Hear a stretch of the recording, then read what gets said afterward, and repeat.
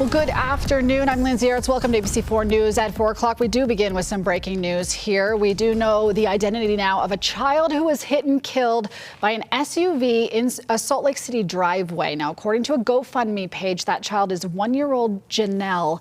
Now, police say the family, or the driver rather, is a family member, and the vehicle was backing up at a very low speed when it hit the toddler. Now, she died at the hospital.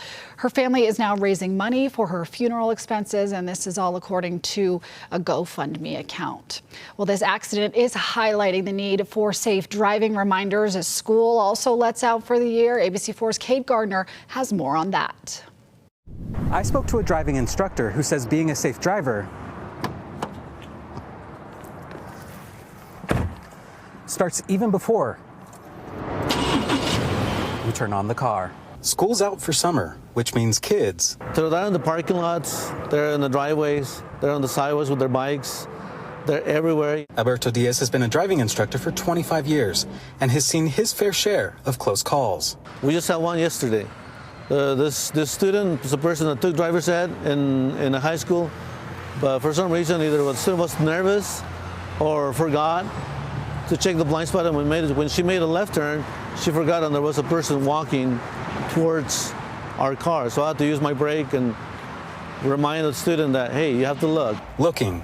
He says people often don't check their blind spots before merging, nor look both ways before turning at lights and stop signs. There's a girl that came to apply for her license. She did the testing with us, and she had just barely come out of prison. The judge sent her to get her license because she had actually killed a pedestrian while making a right turn. She didn't look over her blind spot and she hit a bicyclist. And so she will be definitely scarred for life. Being cautious on the road is a no-brainer.